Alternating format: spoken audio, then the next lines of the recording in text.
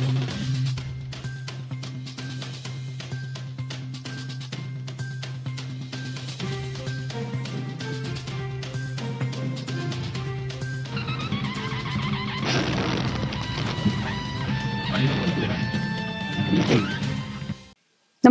आपण पाहता हिरकणी न्यूज.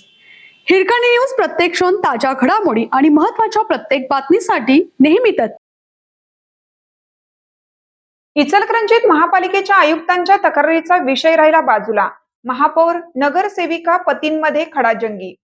चर्चेचा विषय होता इचलकरंजी महापालिकेचे आयुक्त पल्लवी पाटील यांच्याकडून नगरसेवकांना मिळत असलेल्या अपमानास्पद वागणुकीच्या तक्रारीचा.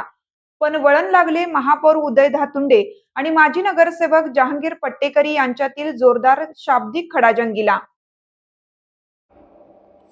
मूळ विषय भरकटला जाऊन गुरुवारी महापौर दालनातील वातावरण मात्र चांगलेच तापवण्यात आले.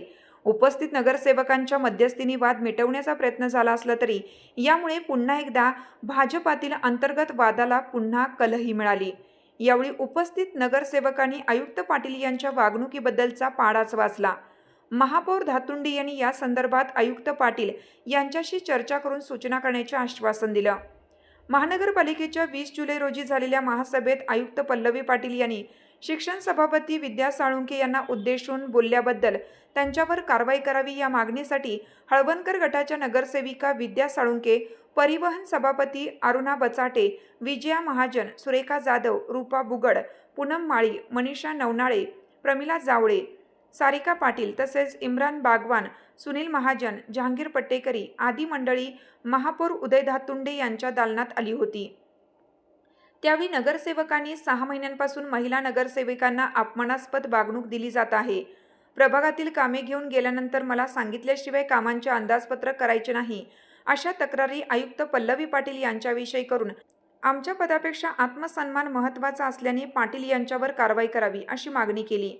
जहांगीर पट्टेकरी यांनी महापौर धातुंडे यांना कामकाजाबाबत कोणतीही कार्यवाही होत नाही असं म्हणताच त्यावरून दोघांमध्ये चांगलीच खडाजंगी सुरू झाली. शब्दाला शब्द वाढत चालल्याने महापौर दालनातील वातावरण तापले होते. अखेर उपस्थित सदस्यांनी पट्टेकरी यांना दालनाबाहेर नेल्यानंतर हा वाद शांत झाला.